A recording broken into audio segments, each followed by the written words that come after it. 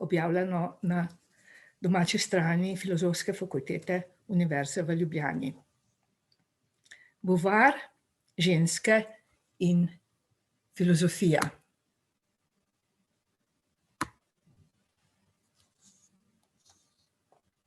Simone de Beauvoir, to je ime, ki je povezano z velikimi priznanji in hudimi kritikami.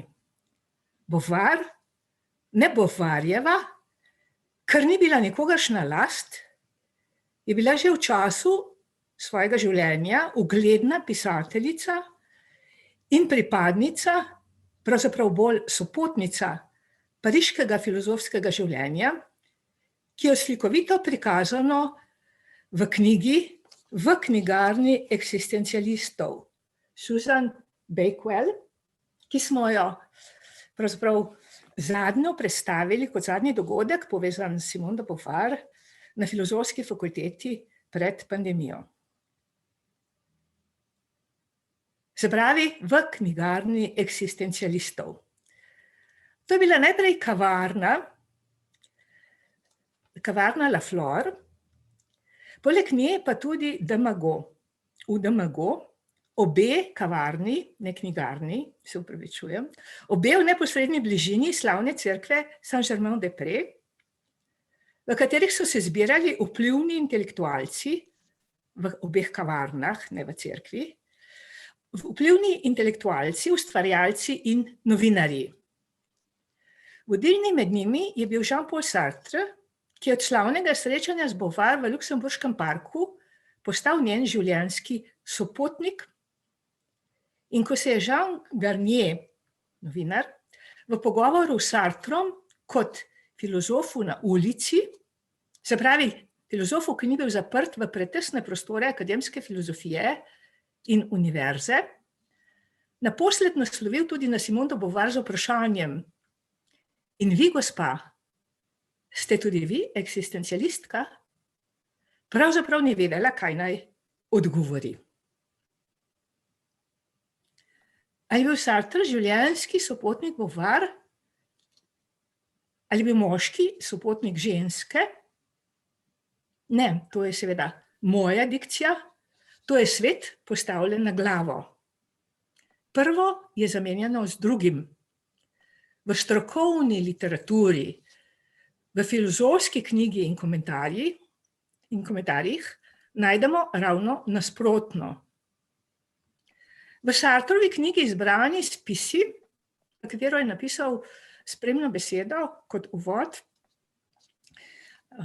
eden akademskih filozofov, ni pomembno, je Simone de Beauvoir omenjena kot Sartrova življenjska sopotnica in nič drugega. In nič drugega. In zdaj se lahko vprašamo, ne bi bilo bolje izpustiti? Marsikdaj bi bilo bolje izpustiti in biti o ženski tiho. Denimo, če vzamem razvpit primer iz feministične literature, denimo Kant, veliki filozof, velike nemške klasične filozofije, ko odpre usta, da bi spregovoril o ženski. In spregovori o ženski kot o videzu, kot o okrasu, kot o nečem, kar se kaže kot tako, v resnici pa je nekaj čisto drugega. Kot torej ženska, ki je na strani prevare, ki odvrača od resnice, ki odvrača morda moškega od resnice. Ženska je ženska, če to dam definicijo iz slovarja slovenskega knjižnega jezika. Ženska je pač ženska. In če se vrnem k Kantu, ženska še knjigo vzame v roko zato, da bi bila videti učena, oziroma jo vzame pod roko. Škoda, da nismo zdaj v učilnici, predavalnici na Filozofski fakulteti, ampak tudi to še pride. Se opravičujem za to manjšo pavzo, ker imamo še nove obiskovalce. Lepo pozdravljeni vsi ponovno in zdaj nadaljujemo z vprašanjem. In vi, gospa, ste tudi vi eksistencialistka. Tudi vi, tako kot Sartre, ki sedi tu zraven in se pogovarjam z njim. Zdaj pa sem se domislil, da tudi vam zastavim kakšno vprašanje. Tudi vi. To vprašanje ni prav nič podobno tistemu, ki ga je v zgodovini in Shakespearevi tragediji zastavil Julij Cezar svojemu nesvojenemu otroku, svojemu nasledniku Brutu, tudi ti Brut.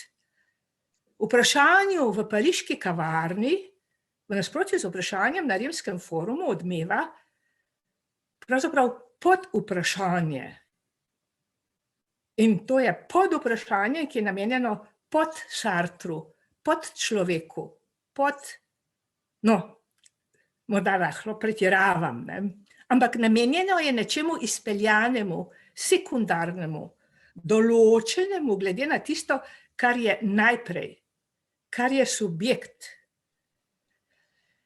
Kot pravi Simone de Beauvoir, on je subjekt, on je absolutno, ona je drugi. Sartre je subjekt, Beauvoir je drugi. In so many different meanings of the word. Beauvoir, po izobrazbi filozofinja,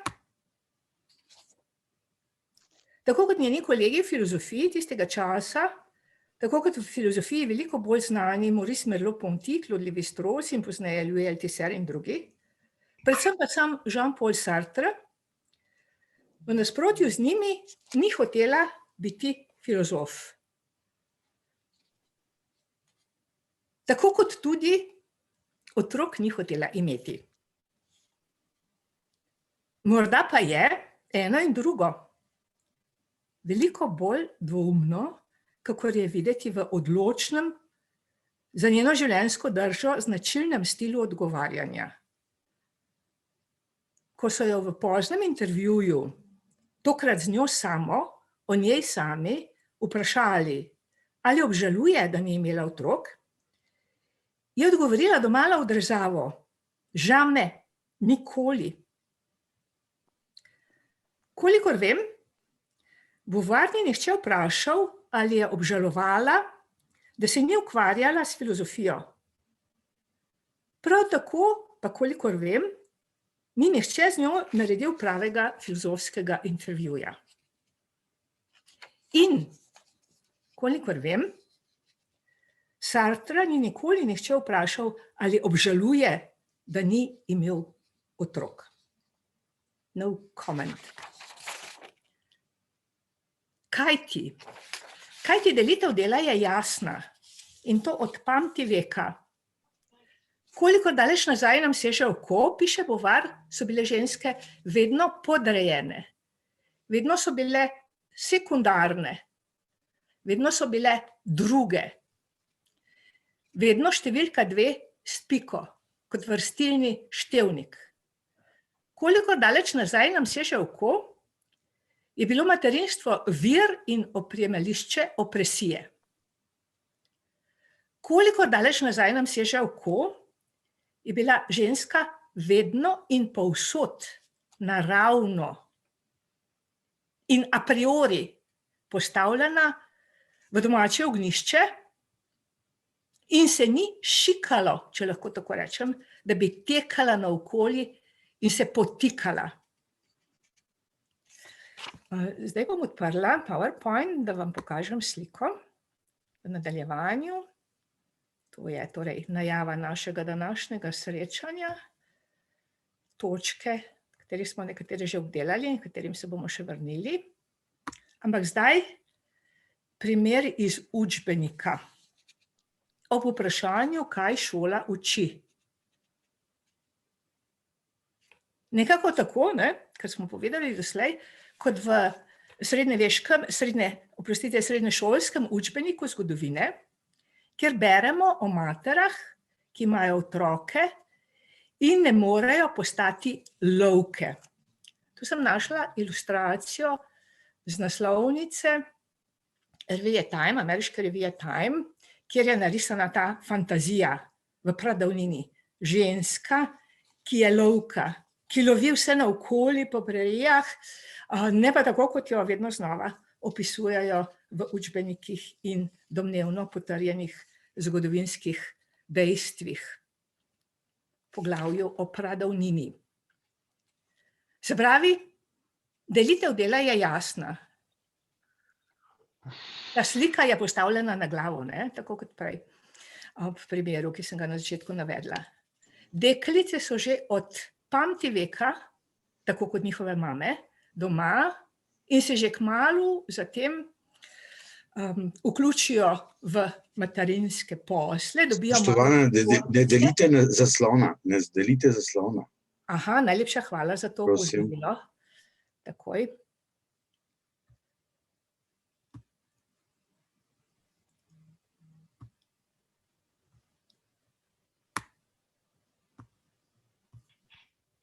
Se opravičujem.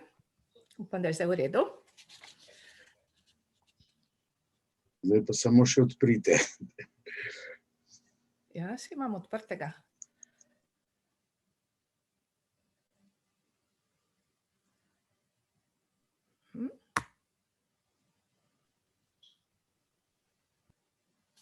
Je zdaj v redu?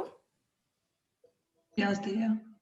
A zdaj v redu, aha, tako. Zdaj pa gotovo. Še enkrat ponovim, torej, ja, okej. F5 pritisnite pa bo. Ja, se opravičujem za ta zaplet. V filozofiji poredko uporabljamo PowerPoint, ampak morda je pa danes prilika, da to prakso spremenimo. Se pravi, učbeniki. Res hvala za to opozorilo, ker to je pa res nekaj, kar morate videti, ne? Se pravi, ta fantazija ženske v pradavnini, vse je bilo že tako kot v pradavnini, vse je tako že od pamtiveka in torej to, kar nas učijo učbeniki, ne, v katerih je tudi delitev dela jasna. Deklice so že kmalu dobile male torbice, piše v učbeniku zgodovine, tako kot njihove mame, in so potem kot njihove mame se igrale ves čas v hiši in pri hiši, v bližini hiše in tako naprej, ne, spet malo pretiravam, ampak vendarle v tem osnovnem duhu. In moški so tekali vse naokoli, po gozdovih in bili lovci in lovili in se potem zvečer vrnili, ali pa čez nekaj dni, ali pa čez nekaj mesecev ali let, kakorkoli. Ženske so bile doma pri hiši, ne. Zato, zakaj? Rekla bi ne zato, ker so samo rojevale otroke, ampak ker je temelj in ključni člen materialne produkcije hišna produkcija. Hišna produkcija. Household production. Hišna produkcija. Zdaj sem nekje iz ozadja, neki glasovi hišne produkcije oglašajo, ne. Bojo zdaj upam kmalu izključili.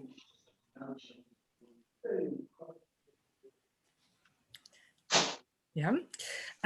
O kateri piše danes Wallerstein in v Marxovem času Engels, medtem ko je sam Marx spregleda. Marx spregleda ta ključni moment hišne produkcije, torej doma kot hišno-produkcijske enote in vsega, kar je s tem povezano. Marx je vse stavil na materialno produkcijo, na produkcijo sredstev za življenje, na produkcijo stvari, pozabil pa je na produkcijo ljudi.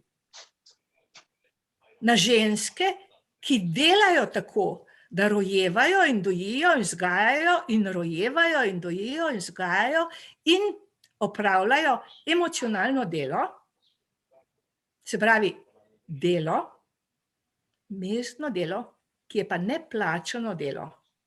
O tem piše Sandra Lee Bartki, med drugim.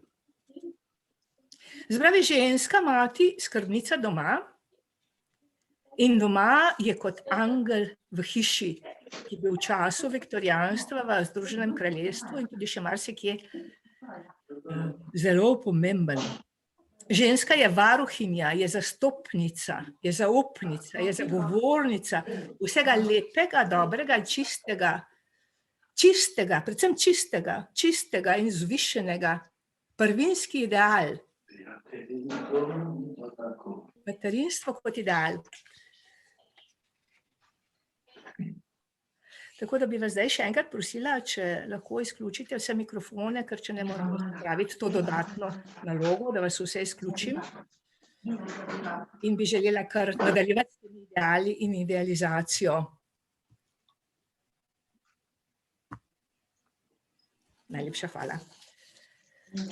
Idealizacija, ki vedno prekriva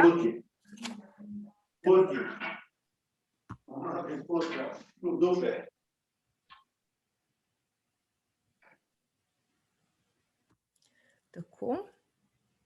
Zdaj sem utišala kolega Mirta, se opravičujem, bomo kasneje se pogovarjali.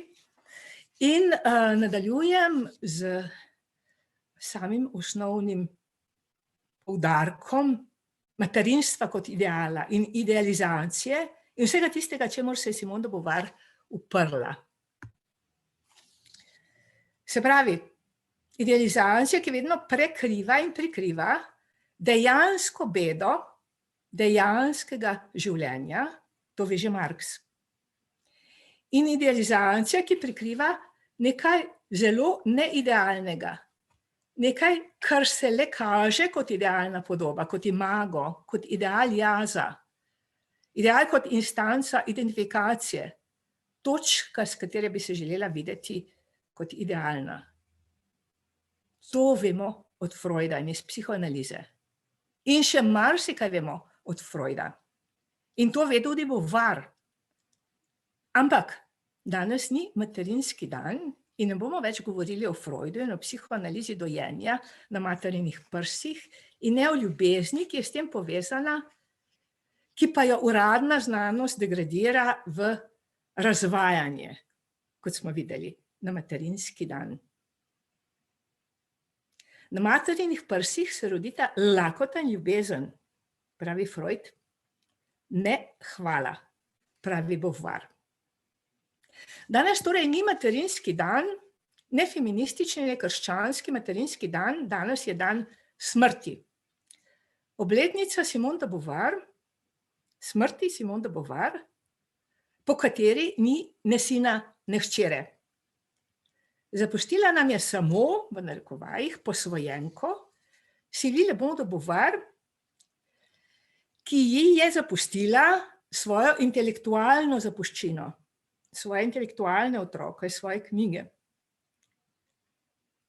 In zapustila nam je Simone de Beauvoir knjigo, ki je kakor otrok.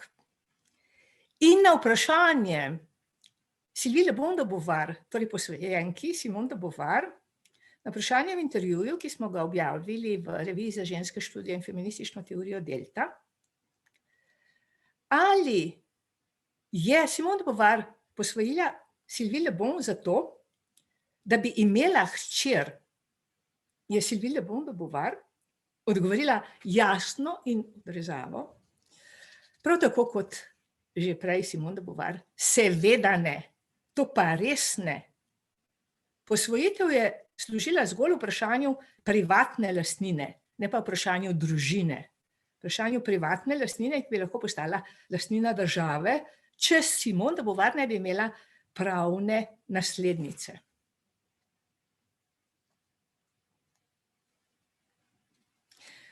Če nadaljujem z Marxom, ki je morda najpomembnejši vir Simone de Beauvoir, poleg Hegla, in seveda Zigmunda Freuda. Če nadaljujem z Marxom, oziroma natančneje z Marxom in Engelsom, bom rekla naslednje. V odnosu do ženske se kaže vsa beda, v kateri biva in se nadaljuje in perpetuira človeški rod. To je slavno mesto iz pariških rokopisov, ki je še natančneje definirano takole: v odnosu do ženske kot dekle, ne deklice, kot dekle skupne sle, se torej kaže vsa beda človeškega rodu. V odnosu do ženske se moramo najprej zastaviti vprašanje, kaj hoče ženska. Lahko nadaljujem s Freudom. Kaj ti prav mogoče je, najbrž celo prav gotovo, da hoče ženska nekaj povsem drugega od vsega, kar ji nalaga naša civilizacija, kultura, razsvetljenstvo in napredek. Prav mogoče je, morda celo prav gotovo, da noče biti mati, samo mati, nič drugega kot mati. Zakaj vprašanje imeti ali ne imeti otroka? Zato, ker je s tem povezanih niz problemov,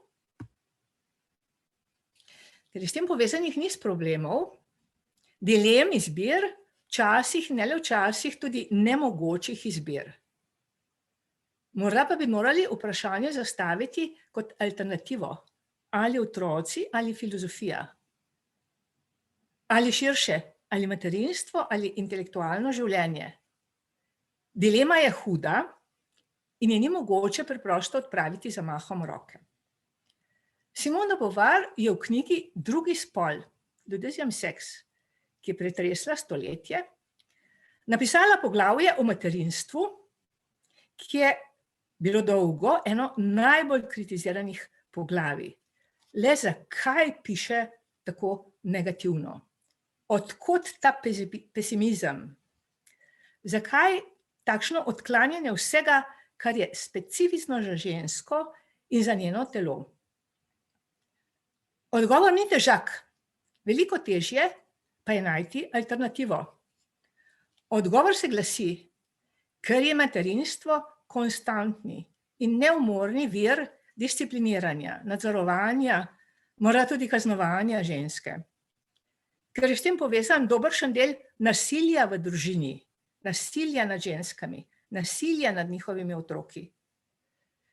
Tudi ali predvsem nasilja, ki ga ženske doživljajo in trpijo zato, da ne bi škodovale svojim otrokom. Nasilja njihovega očeta, ki je prav tisti, ki jih pretepa in poriva po tleh, same pa potem, bodisi od sramu ali zaradi samozaščite, svoje modrice in podplutbe opravičujejo, padla sem po stopnicah. Morda malo pretiravam, ampak vendarle bi rada opozorila na kompleksen problem, ki je povezan z mogočo ali pa morda tudi nemogočo izbiro same Simone de Beauvoir. Ali obžalujete, da niste imeli otrok? Nikoli ne, nikoli nisem obžalovala, nikoli ne bom obžalovala. Torej moj,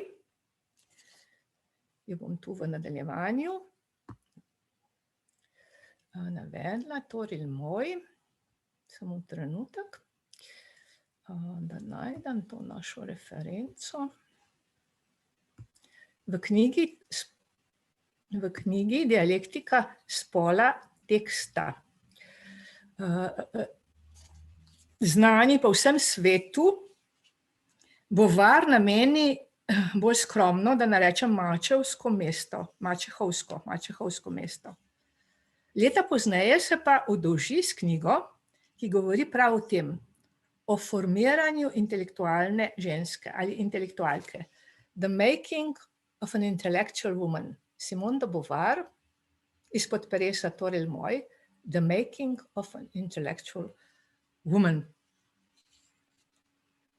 In s tem povezano vprašanje njenega življenja in dela in vprašanje, ki ga je treba zastaviti v tem drugem kontekstu, na tej drugi strani.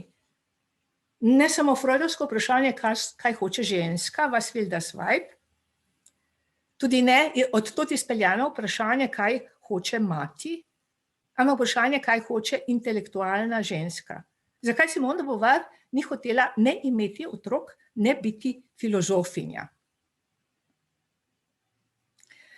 Beauvoir, ki je danes zapisana med največja imena francoske kulture in svojimi avtobiografskimi deli vključena tudi v referenčno zbirko La Pléiade, je v zgodovini filozofije še vedno zapostavljena. Če bi izbirali 10 knjig, ki so pretresle stoletje, bi njen drugi spol, njena knjiga Drugi spol, ki je v tolikih pomenih besede prelomno delo, iz leta 1949 zapisali kot 11., kot izključeno. Zakaj tako, izvemo v sami knjigi.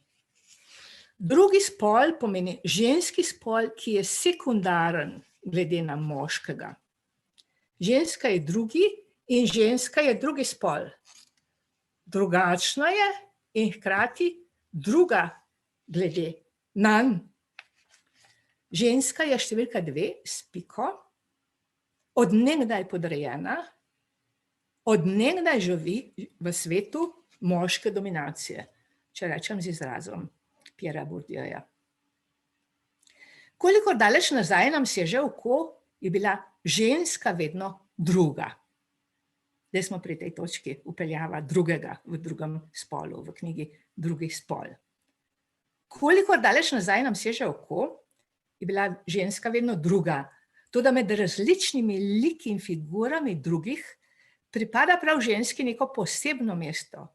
Vsi drugi, od judov do proletarcev, od ameriških črncev do priseljencev, od tujcev do domorodskih ljudstev, so nastali z nekim zgodovinskim dogodkom.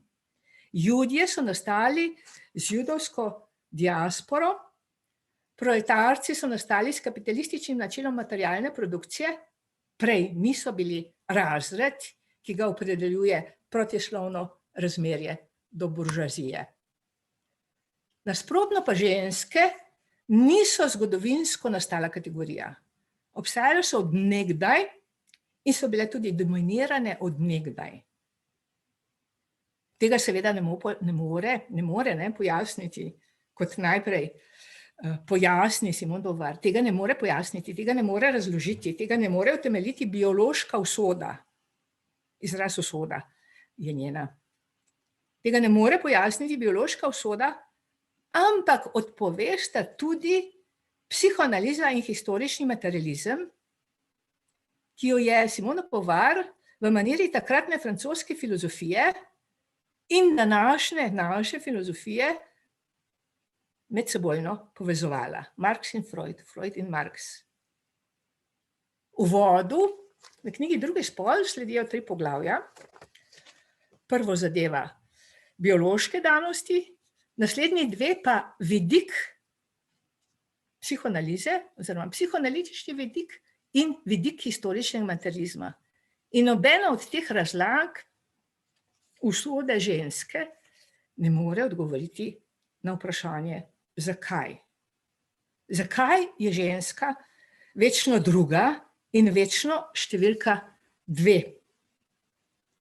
Kako bi se bilo mogoče vendarle spopasti s tem problemom, ki ga filozofi ne morejo, ali pa si ga morda ne drznejo zastaviti kot filozofski problem? Namesto fascinacije z večno ženskim, ki jo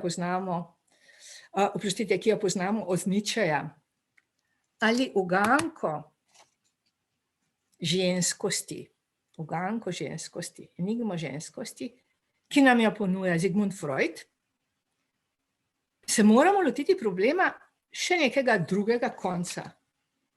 In prav to je storila Beauvoir že v prvem stavku Drugega spola.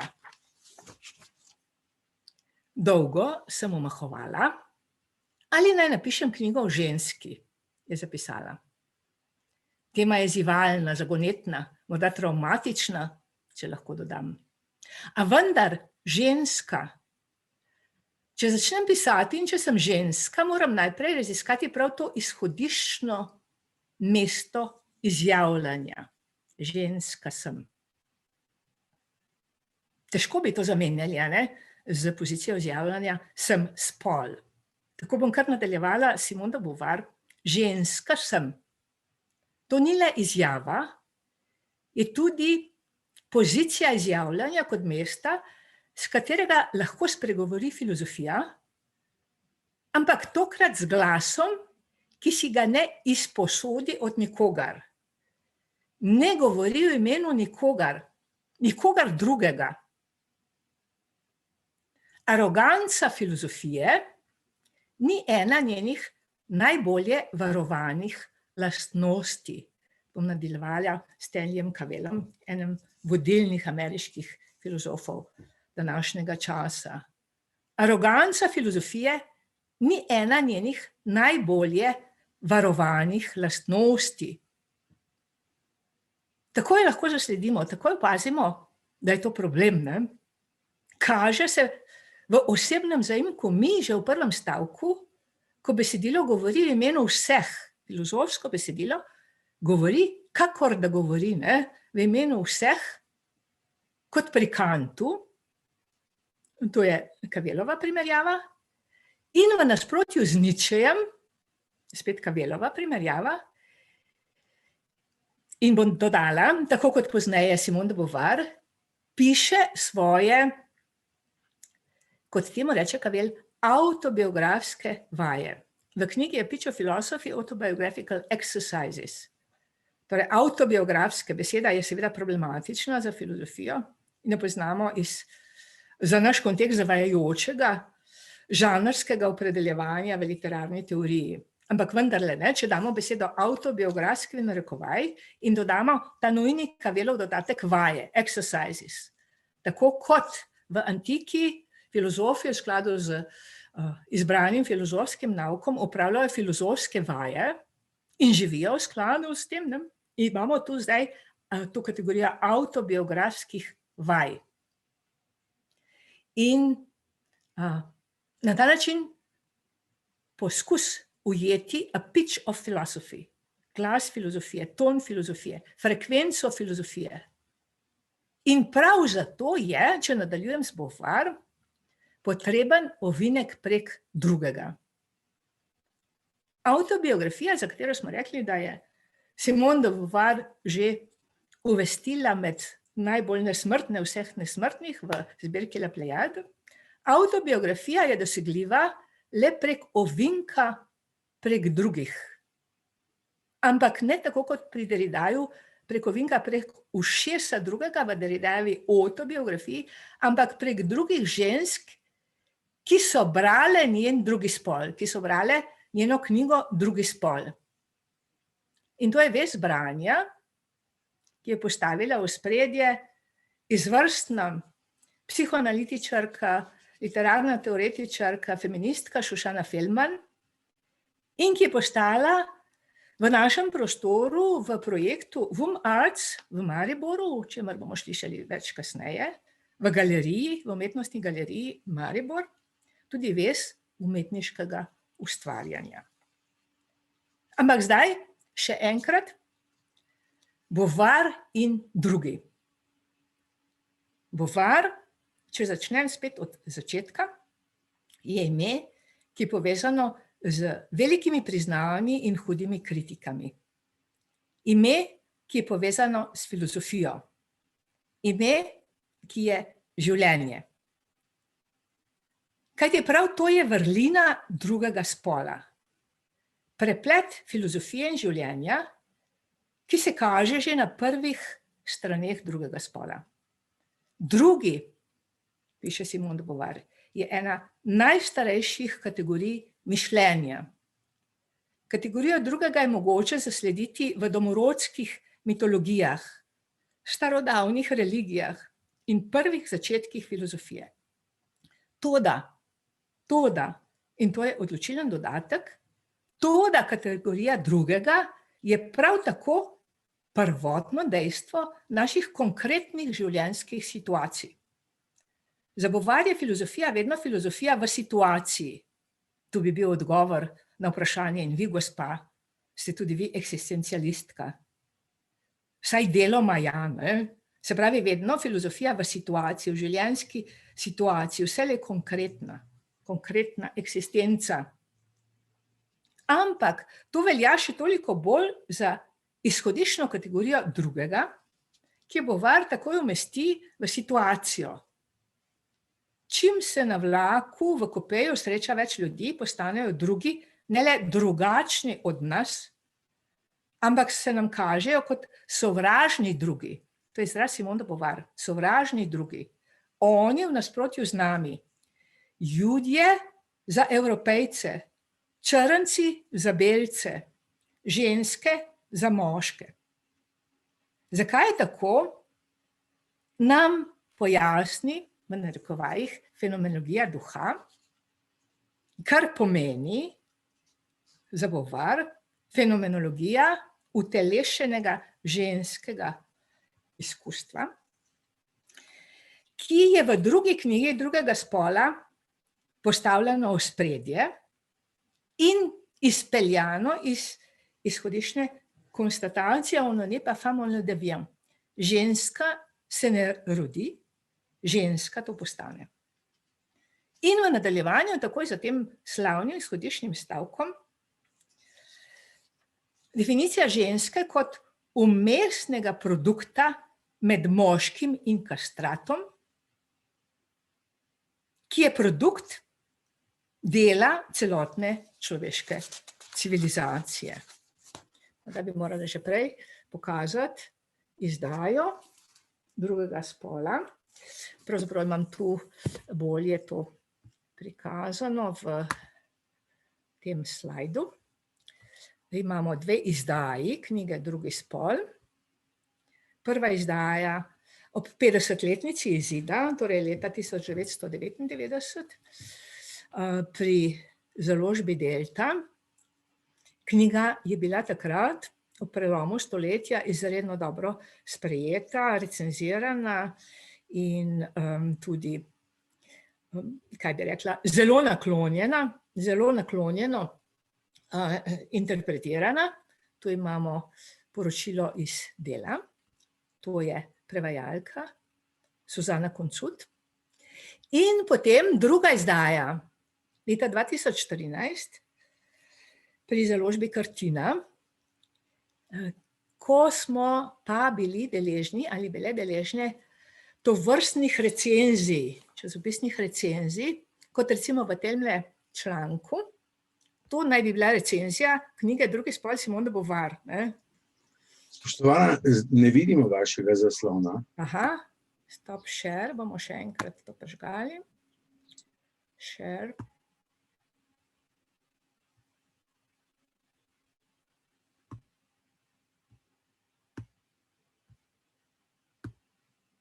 Tako.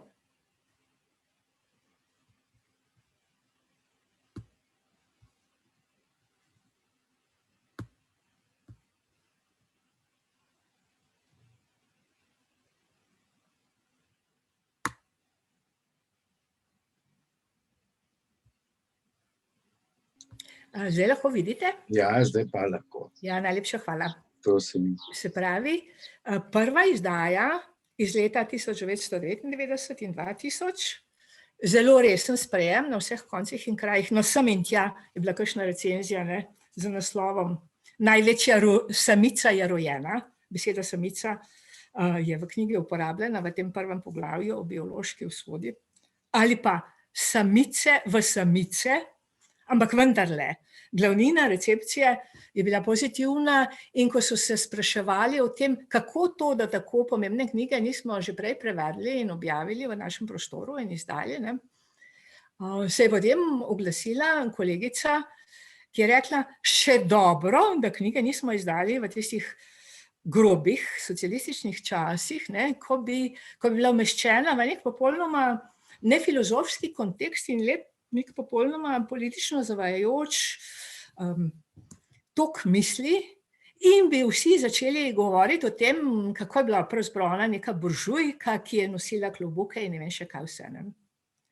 No in zdaj ta druga izdaja, upam, da zdaj to vidite, čeprav je sorazmerno malo, so male črke, ampak bom pa prebrala, se je tudi tu posebej zapisano. Časopisna recenzija z naslovom Genialnost, Princi na belih konjih in čar toalete.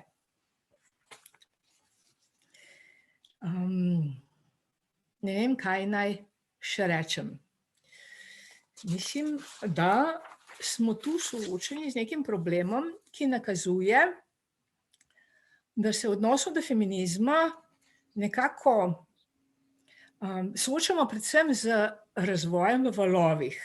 Malo naprej, malo nazaj, ne bom tu zlorabljala znanih formul iz zgodovine, En korak naprej, dva koraka nazaj, ampak vendarle, zaskrbljujoča je, jaz mislim, da je to neka indikacija, da je to nek simptom tega, da se je v slabem pomenu besede nekaj spremenilo. In da je torej treba obrniti, ne bom rekla kolo zgodovine, ampak vendarle ta mali feministični valček, nekam drugam, v neko drugo smer, se nekam prestaviti. In za zaključek, ob dnevu smrti Simone de Beauvoir, pravzaprav izredno inspirativno geslo, spodbuda, izhodišče, lahko bi rekli formula, feministična formula, ko se mrtve prebudimo. When we dead awaken. Znano mesto iz Adrienne Rich, znane avtorice feministične zgodovine in feministične misli. In v tem okviru zdaj vprašaj, ko se mrtve prebudimo, vprašaj. Beauvoir še zadnjič. Beauvoir, ki piše odzive na svojo knjigo o ženski in zapiše: divji krik besa, upor ranjene duše, ki bi ga lahko sprejeli z ganjenostjo in pomilovalno blagohotnostjo. Ker mi niso mogli oprostiti moje objektivnosti, so hlinili, da vanjo ne verjamejo. Napadla sem stavek Clauda Mauriaca, ker je bil ilustrativen za aroganco prvega spola, za aroganco govoriti v imenu nekoga drugega, namesto nekoga drugega, govoriti v imenu ženske in se hkrati delati, kot da govoriš v imenu človeka nasploh. Le kaj ima proti meni, je hotel vedeti François Mauriac, veliki francoski pisatelj. Le kaj ima proti meni, je hotel vedeti. Nič nisem imela proti ničemur, razen proti besedam, ki sem jih navajala. Konec citata. Pisanje Beauvoir je sine ira et studio. Skorajda nedosegljiva je videti miselna moč, ki se razgrinja pred nami ob natančnem pregledovanju številnih poti in stranpoti, ki se vrstijo druga za drugo na domala 1000 straneh knjige Drugi spol. Kar je morda najbolj neznosno, tako za feminizem kot za mizoginijo in tudi za nadvse pomembno feministično mizoginijo, je sovpadanje objektivne nepristranosti z zavzetjem pozicije, mesta izjavljanja, ki je vselej že izjavljalno obeleženo, ampak izpraznjeno mesto, čisto prazno mesto izjavljanja. To je samo pogoj možnosti, da lahko začnem pisati in svojim pisanjem nagovorim druge ženske. Če sem ženska, moram najprej raziskati svoj položaj v nasprotju z moškim, ki mu tega ni treba storiti. Sem manj v mediju univerzalnega, sem manj človek nasploh, sem manj v mediju jezika, v simbolnem in tako naprej. Hkrati pa sem bolj telo, bolj konkretna eksistenca, v opisanem smislu, od njega in bolj zavezana avtobiografskemu, v tem kavelovskem pomenu besede. Kot je povedala Beauvoir v pogovoru s Sartrom več kot 3 desetletja po izidu drugega spola, v času pisanja drugega spola ni bila feministka. Ni postala feministka tako, da je kot ženska napisala knjigo o ženski kot vsebini, kot izjavi, kot golem zapisu, ali pa kot niz izjav o ženski, ampak je feministka postala potem, ko so knjigo brale druge ženske in ko je problem ženskega vprašanja zapopadla kot problem samega izjavljanja. Ker so ženske v naši civilizaciji drugi spol, lahko pridejo do sebe in do svoje avtobiografije le po ovinku prek drugih žensk, ki berejo njihova besedila, kaj ti opisati je lastno doživeto izkušnjo. Je lahko nekaj dragocenega, a tudi nadvse travmatičnega in povezanega z nasiljem, še posebej, če si ženska. Je že tako, da je v naši civilizaciji vse, kar je težko, še toliko težje za ženski spol. Kako naj sklenem? Beauvoir v kvarni eksistencialistov. Beauvoir, filozof, mati Beauvoir. Kakor je zapisala Catherine Malabou, filozofinja, v nasprotju z umetnico, mora še počakati na čas, ki prihaja. Na področju filozofija v nasprotju z umetnostjo, pravi Malabou, ženski ne pušča nobenega prostora. In citiram Catherine Malabou v knjigi, v zborniku Bodi moje telo, dialektika, dekonstrukcija dialektika spol. Če nadaljujem, na filozofskem področju nasploh še zmeraj ne obstaja ženska, ki bi bila enakovredna kaki Marguerite Duras v literaturi, kaki Pini Bauch v plesu ali kaki Georgi Kifi v slikarstvu. Konec citata. Filozofija je za ženske grobnica, sklene Malabou. In čeprav mi je to mesto Catherine Malabou zelo blizu,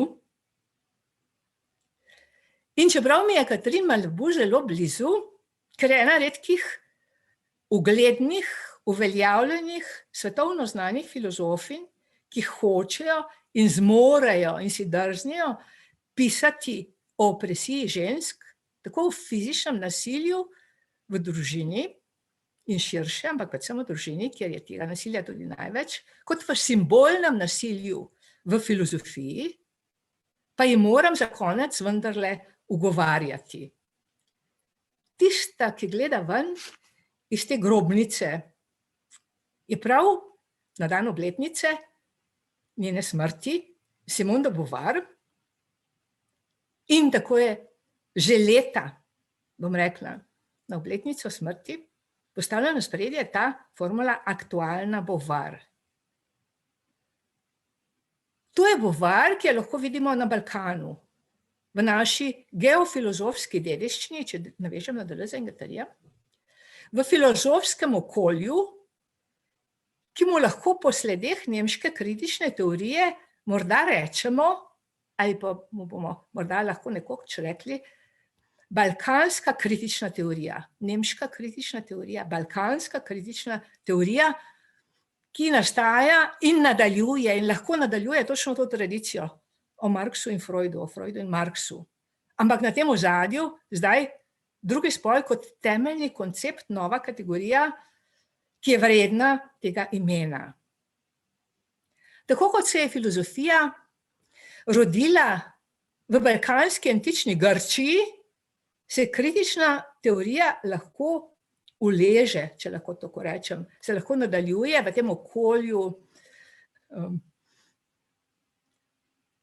kaj bi temu rekla, nas in naših južnih sosedov, to je seveda ironično, satirično, ne vem še kaj vse. In potem, se pravi praksi, se pravi korčulanska šola, vse filozofske knjige, ki smo jih brali, ki so šle v Beogradu, Sarajevo, ne vem še kje, in tako naprej, in vse, kar je pripomoglo k formaciji neke cele generacije filozofov, med drugim Slavoj Žižka, v katerem se ta tradicija nadaljuje, Žižka, ki se je rodil v našem Portorožu, in v tem kontekstu torej ta grobnica, Catherine Malabou, iz katere je pomolila svoj nos Simone de Beauvoir. Ampak kje? Zdaj bi bilo preveč preprosto reči, da bodi si v Franciji, bodi si na Balkanu, bodi si še kje druge. Tu moram še Tako, nekoga pustiti. In zdaj kje?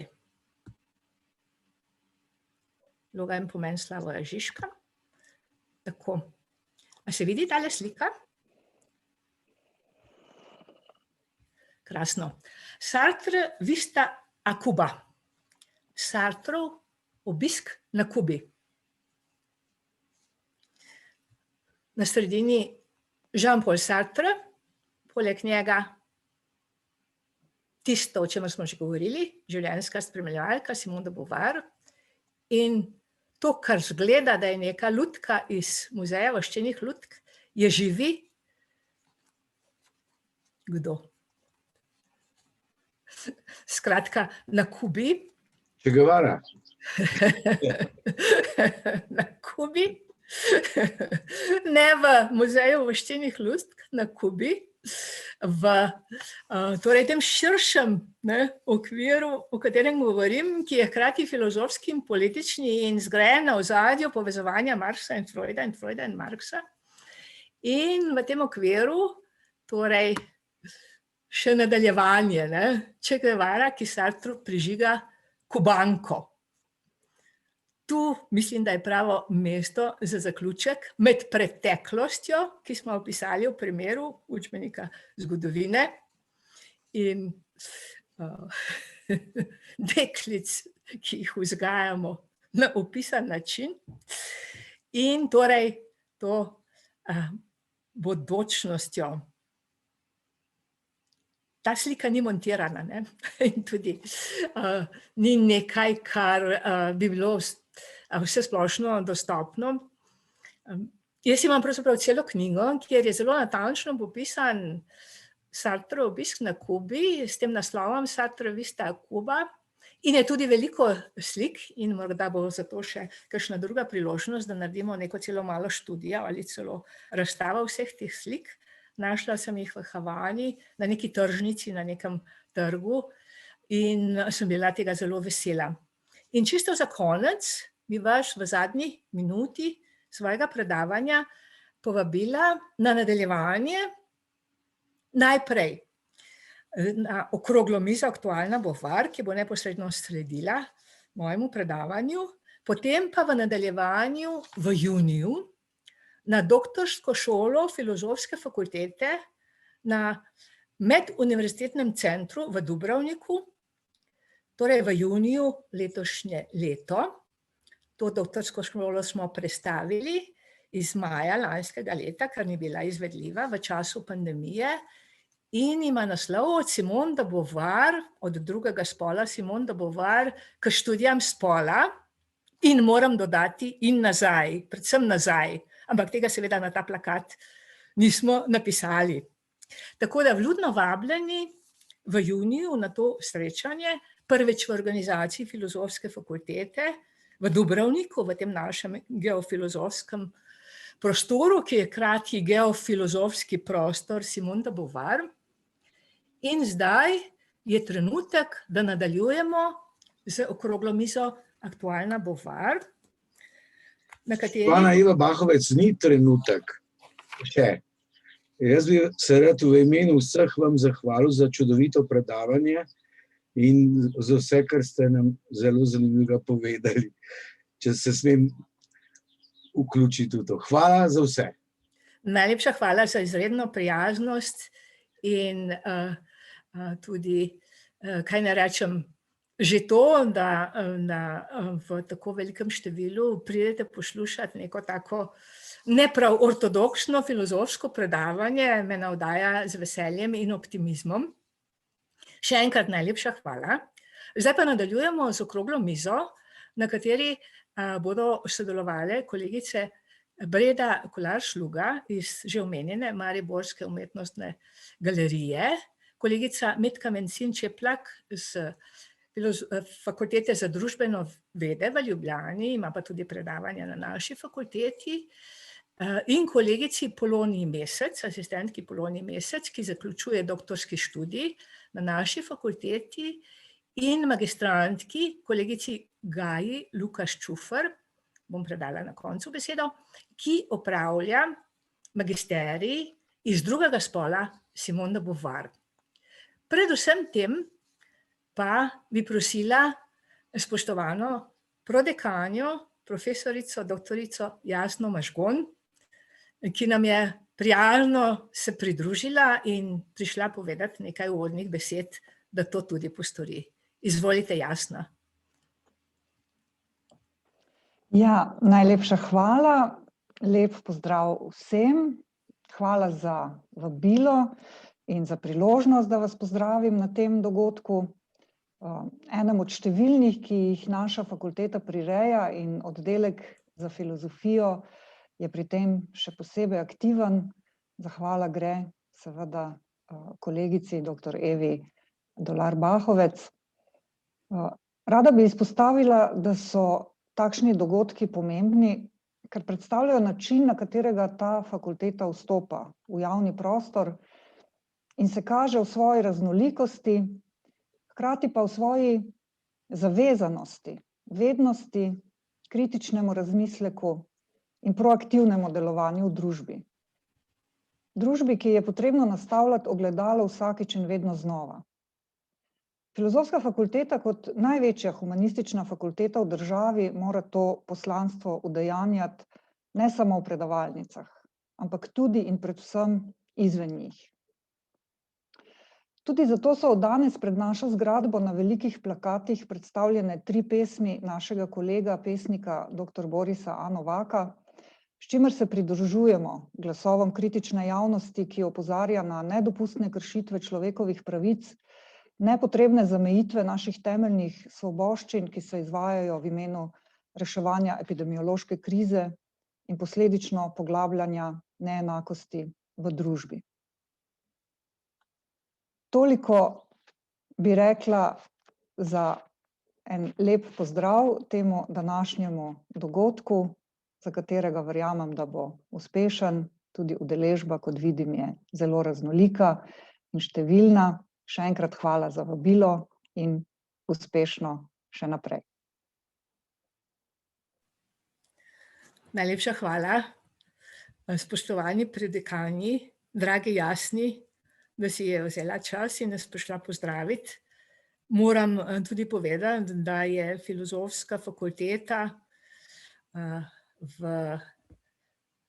bi rekla v celoti, ne še v vseh detajlih, ampak tudi to še pride, ženskam prijazno okolje in za feminizem spodbudno okolje. In še posebej pomembno je, da se v tem širšem kontekstu v vsa ta aktualna dogajanja in revolucioniranja, bi rekla, teoretske misli in same kritične filozofije vključujemo tudi v našem današnjem okviru in kontekstu. Če dovolite, bi zdaj nadaljevali z kratko predstavitvijo projekta VUM-Art v Umetnostni galeriji Maribor in bi prosila direktorico Umetnostne galerije Bredo Kolar Šluga, da nam predstavi ta projekt in postavi v ospredje to povezavo. Se pravi, branje Simone de Beauvoir na eni strani in ustvarjanje v okviru tega projekta na drugi strani. Samo da vidim, če je Breda že med nami. Če ne, bomo to storili v nadaljevanju.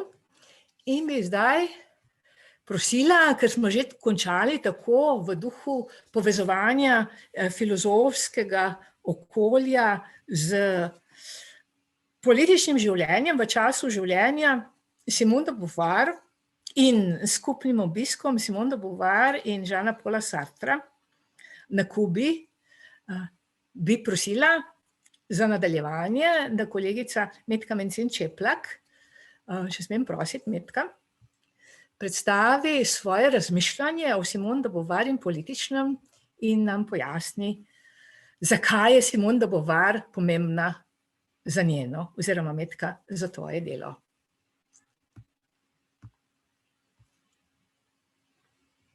Tako.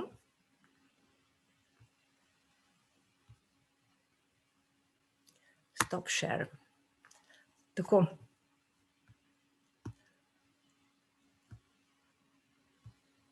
Aha, izgleda, da so neke težave s povezavo. A bi smela predlagati, Veste, kaj morate dovoliti drugemu, da tudi deli zaslon. Tam imate.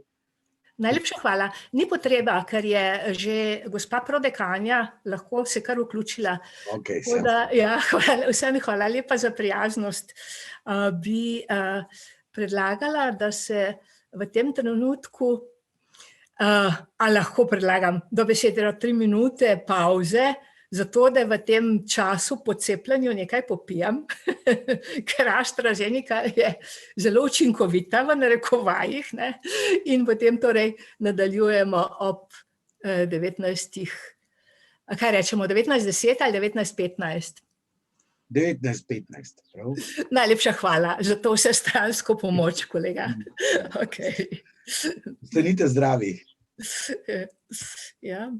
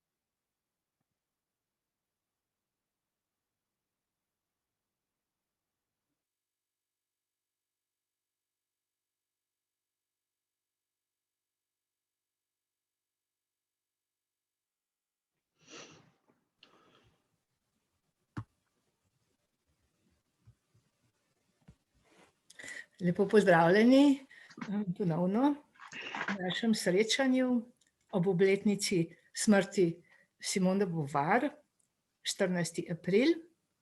In nadaljujemo z okroglo mizo Aktualna Beauvoir, na kateri nam bodo kolegice povedale, kaj pomeni Simone de Beauvoir in predvsem njena knjiga Drugi spol za njihovo oziroma naše skupno delo, raziskovalno delo, izdajateljsko delo, poučevanje in nenazadnje naša vsakdanja življenja.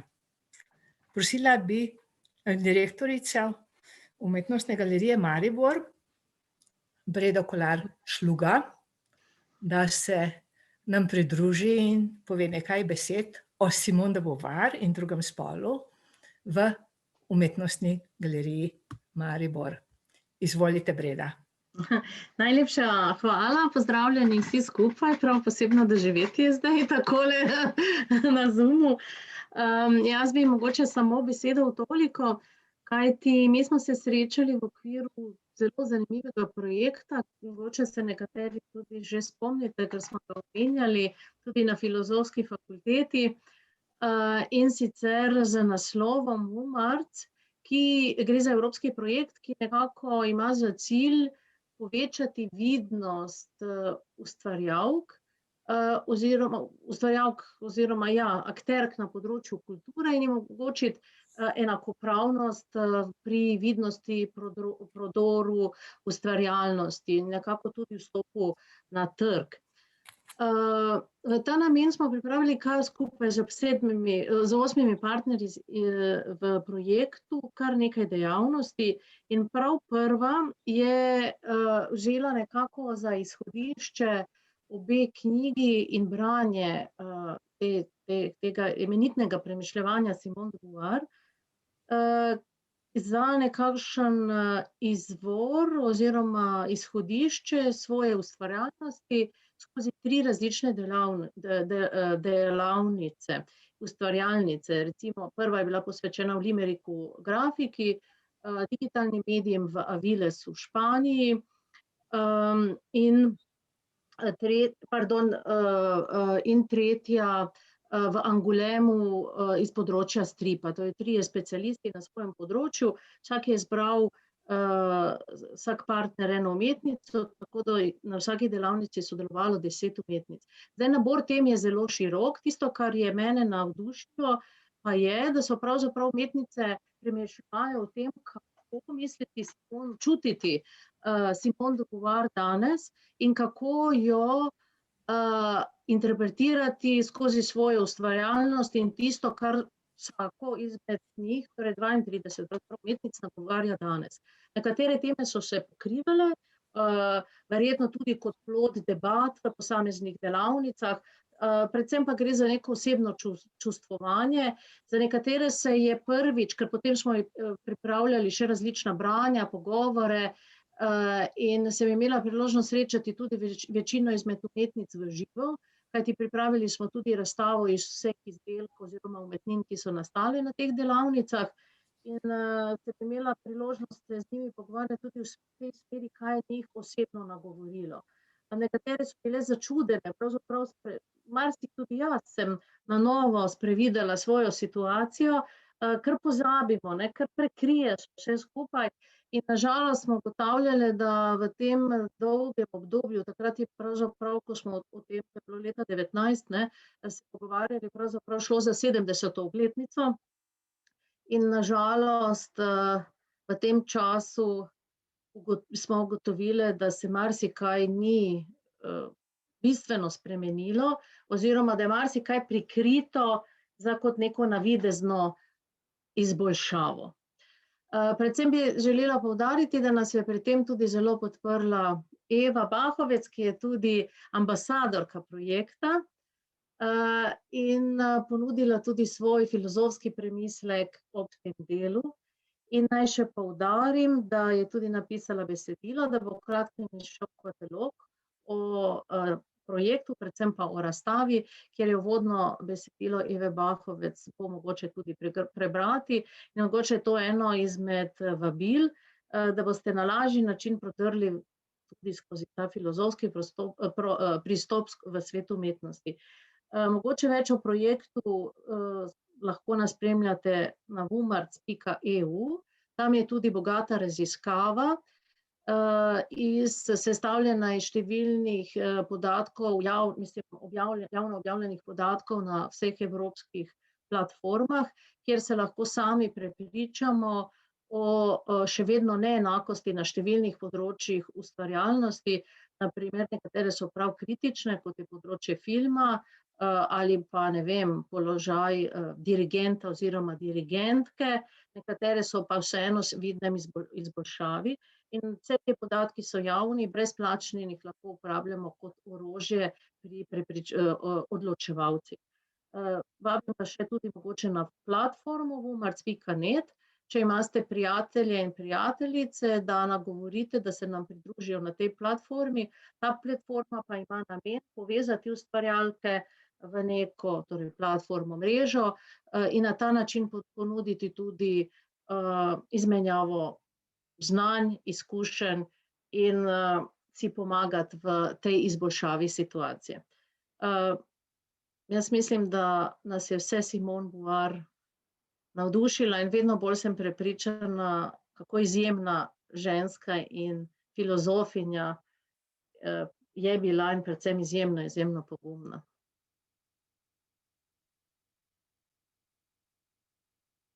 Na mute. Ja, tako dolgo smo bile ženske v zgodovini utišane, da nam zdaj nikakor ne gre, da bi spregovorile, ampak najlepša hvala sploh za možnost tega sodelovanja in za navdušenje, ki ga celoten tim Mariborske umetnostne galerije ves čas kaže za vso požrtvovalnost in vsa ta mednarodna povezovanja. Vzdušje je res izjemno. In moram povedati, da mi je bilo tudi izredno čast, ko me je gospa direktorica, draga Breda, povabila, da na omenjeni predstavi sama lahko, kaj ne rečem, realiziram nek vidik filozofije vsakdanjega jezika in izjavljanja in performativnosti in odprem razstavo in rečem, to razstavo razglašam za odprto. Upam, da bomo lahko nadaljevali. Moram reči, da mi je bilo izredno spodbudo, ko sem nekega dne, zdaj že leta nazaj, dobila elektronsko sporočilo, da pridem govoriti o Simone de Beauvoir v vašo galerijo in sem si takoj rekla, to moram pa jaz videti. Mislim, da je vaša galerija, kot vidim v tem prostoru, tista, ki je na področju ženskih študij in promocije žensk v umetnosti in kulturi nekako v ospredju, da prednjači v ljubljanskem prostoru. Nekako še iščemo nekaj podobnega, ampak počasi, kaj ne rečem, Breda, se bomo že med sebojno okužile. Mogoče samo še en dodatek, da smo pač v tem vzdušju pripravili tudi 2 leti nazaj prvo predstavitev ustvarjalk iz zbirke in to razstavo predstavili v Slovenj Gradcu, kar je precej vznemirilo slovensko sceno. In mogoče je bila to spodbuda za marsikatero razstavo, ki sem zasledila, je v načrtu tudi sedaj v drugih galerijskih prostorih, kar je zelo spodbudno. Drugače pa to nekaj, kar je mene vznemirjalo spontano ali pa tudi načrtno že dlje časa in smo dejansko v zadnjih 5 ali pa celo več letih sistematično posvečali več retrospektivnih razstav, več skupov prav ustvarjalkam, da nekako poskušamo zapolniti vrzel v vseh tistih segmentih, ko je to mogoče. Odlično, najlepša hvala.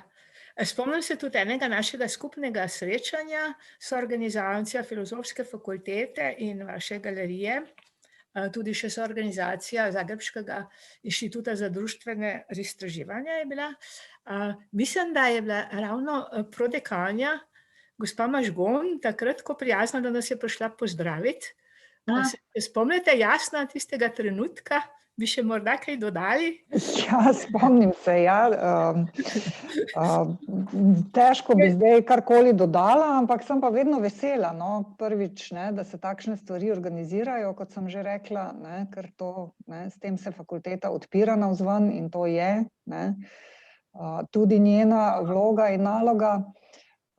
Sploh pa, ko prihajajo, ne, na fakulteto zanimivi ljudje in so razprave zanimive in pestre in je polno enega dogajanja, ki ga zdaj neizmerno pogrešamo v živo in vsi upamo, da bo res čim prej ta naša velika hiša, ki jo vidite tukaj za mano na fotografiji, spet zavrvela, tako kot običajno vrvi, ne, od ljudi, idej in ne. Najlepša hvala tudi za ta dodatek, ker je, mislim, da spet taka situacija, kot je bila takrat, ne, ko si bila med dvema sestankoma in predavanjema in nekaj takega, ne, ampak smo ujele trenutek, tako da res najlepša hvala tudi za teh dodaten čas, ki ga še lahko podeliš z nami. Zdaj pa prosila kolegico Metko Mencin Čeplak, profesorico predavateljico na Fakulteti za družbene vede, s katero se seveda tudi naša fakulteta intenzivno povezuje. Verjetno veste, da imamo skupni doktorski študij na področju humanistike in družboslovja, da nam, Metka, izvoli, nekaj pove o Beauvoirjem političnem in temu, kaj pomeni drugi spol za tvoje delo. Metka, izvoli. Najlepša hvala, jaz sem se res zadnji hip vključila, sem ravno kar prišla iz zdravstvenega doma, tako da tole ne bo zelo koncizno verjetno. Ja, Simone de Beauvoir je mene v bistvu vedno znova preseneča glede tega, koliko tem odpira na način, na kakršnega so se začele potem pozneje odpirati, in tudi vprašanje političnega sodi med te teme, recimo ne samo v drugem spolu, ne, ampak tudi v nekaterih drugih delih pristopa k političnemu na zelo podoben način kot Rancière, recimo. In to se meni zdi, mislim, pa je spregledano, no. Ne obravnava se jo resno, znotraj politične teorije. In to, zaradi česar je meni zelo dragoceno, je to, da misli, da je že takrat v sredini 40-ih let 20. stoletja razmišljala pravzaprav recimo o mejah identitetne politike. To, kar je postalo, kar je postalo nek boom, ne, skratka, so postale zelo popularne tam od 70-ih in potem dalje, ne, in so v 90-ih postale tudi predmet kritike. Tega se je pravzaprav tudi ona lotila, ne, v teh svojih razpravah o tem, kako misliti politično, univerzalno, skratka, in hkrati ne pozabiti na specifično situacijo, ne spet žensk kar vseh, ne, ampak posameznih, mislim, misliti posebne situacije, no, žensk, ne. In to, kar ona poudarja, recimo to, da tisto, kar druži marginalizirane skupine, je pač ta marginalizirana pozicija, in da to, kar naj bi, kar lahko naredimo skupnega, je to, da se podpiramo, no, in to se mi zdi, da je eno tako fajn izhodišče tudi v razpravah o tem, kako del feministične politike odklanja kakršnokoli razpravo o emancipacijskih gibanjih, tako bom rekla, trans oseb, recimo, ne. Simone de Beauvoir bi rekla, ja, pač dobro, nimamo vse istih problemov, ne delamo vse na enak način, ampak to, kar je naša naloga, je naloga. recimo, ne, nam rekla naloga, no, ampak naše izhodišče bi moralo biti solidarnost z njimi, no. Tako da, ja, drugi spol pa etika dvoumnosti, recimo, se meni zdita ti dve njeni deli, ki sta danes verjetno enako aktualni z tega vidika politične teorije, kot sta bili v času, ko je o tem pisala. No in recimo, ne, ko govori o politični mobilizaciji, ki jo zaznamujejo razlike, kot ona pravi, napetosti in povezanosti, to politično mobilizacijo povezuje z etičnim načelom, da ne morem biti svobodna, če niso svobodne tudi vse druge. In kot izhodišče kolektivnega delovanja izpostavlja boj zoper zatiranje, ne. In od tukaj ta njen poziv, da je treba vzpostaviti koalicije zatiranih, ki jih povezuje kolektivno delo, ne pa, tako kot ona eksplicitno pravi, substancialne identitete, ne. In ko govori o tem, pravi, da te koalicije pač niso zgolj strateške. In ko govori o sodelovanju, govori pač, da je cilj sodelovanja, angažiranja v skupnih projektih na različnih ravneh, od reprezentacij, zakonodaje do vsakdanjih praks, ki predpostavljajo hibridne subjektivitete, pač spoštovanje eksistence drugih in njihovih specifičnih izkušenj.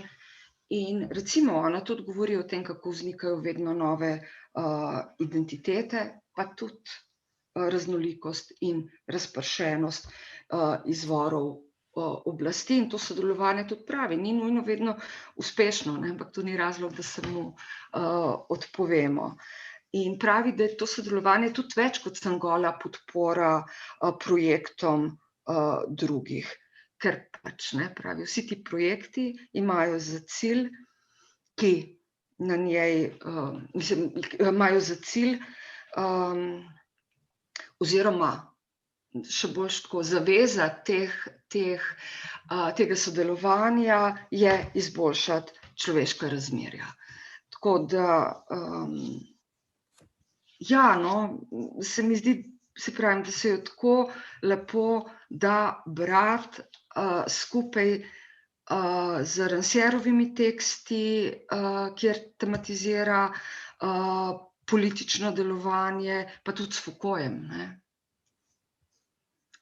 Zdaj, jaz imam zaenkrat toliko, če bo kakšna razprava, ne, potem recimo, da lahko tudi o tem še kaj več rečemo, no. Mene pač na nek način fascinira, no, ta njena aktualnost, no.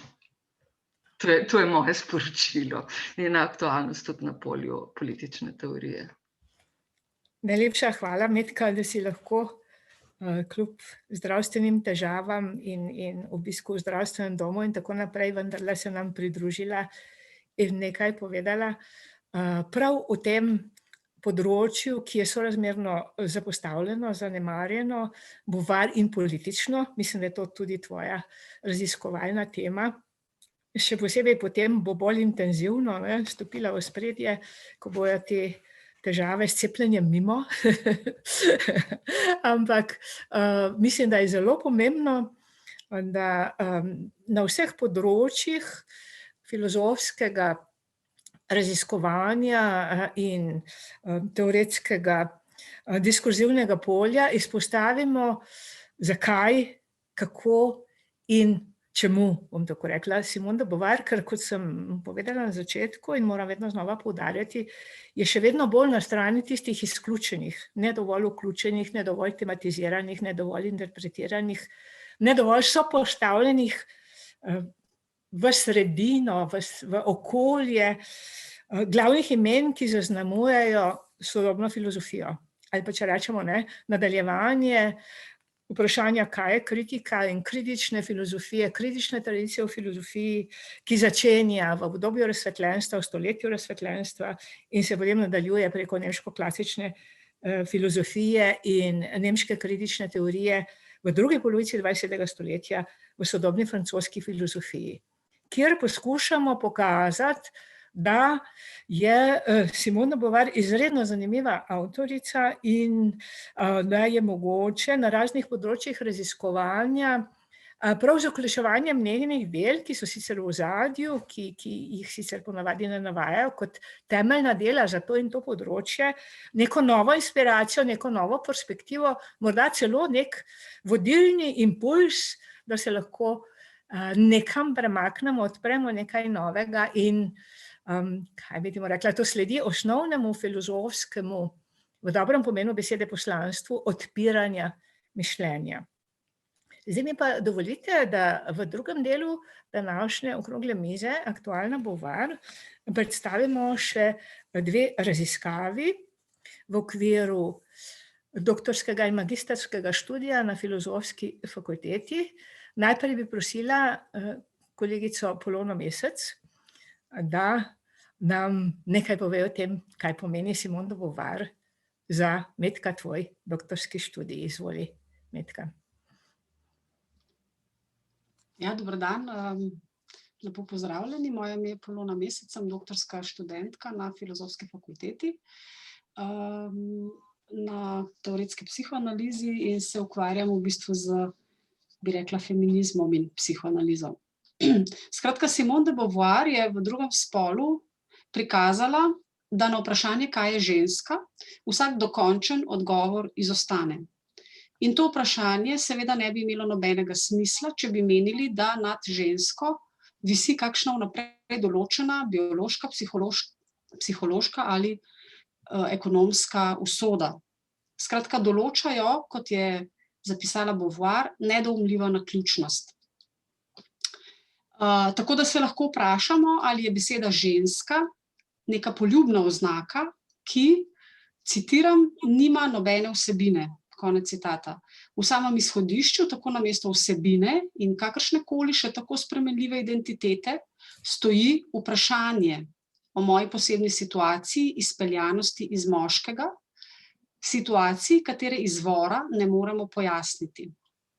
Se pravi, to, kar moramo proučiti, ni, kaj je ženska ali celo njena identiteta, temveč zakaj se tako vprašanje sploh zastavi. Na drugi strani pa imamo drugačno raziskovanje. Judith Butler v Težavah s spolom poskuša do spolne emancipacije priti tako, da tematizira razliko med seks in gender, se pravi biološkim spolom in družbenim spolom. Pričemer družbeni spol oziroma gender ni preprosto kulturna interpretacija biološkega spola, ampak je to sam proizvodni aparat oziroma diskurzivno kulturno sredstvo, ki vzpostavlja naravni biološki spol kot nekaj preddiskurzivnega in politično nevtralnega. In Butler mora ugotoviti, da razlike med biološkim in družbenim spolom pravzaprav ni, kot sama zapiše, saj sta oba kulturno konstruirana. V svojem spisu Sex and Gender in Simone de Beauvoir's Second Sex, se pravi, ko proučuje ta, lahko bi rekli, razcep v spolu, biološki, družbeni, v samem delu Simone de Beauvoir, drugi spol, Judith Butler izpostavi, da ima telo v situaciji, kot ga imenuje Beauvoir, vsaj dvojni pomen. Eden je materialna realnost, ki je že umeščena in definirana v družbi, hkrati pa je telo situacija. In sicer situacija prevzemanja in interpretiranja te realnosti, oziroma družbenih norm, in ta situacija po Butler omogoča nove interpretacije. Se pravi, kot povzame, da je telo splet kulture in izbire. Se pravi, tukaj imamo, rekla bi, postati spol, če izhajamo iz ženska se ne rodi, ampak postane, je po Butler več kot razlika med seks in gender, vendar Vendar pa tisto, kar Beauvoir tematizira kot telo in žensko, pri Butler postane gender, spol. Tukaj nastane prva zagata, namreč spol je nekaj, kar žensko tako in tako čezmerno določa.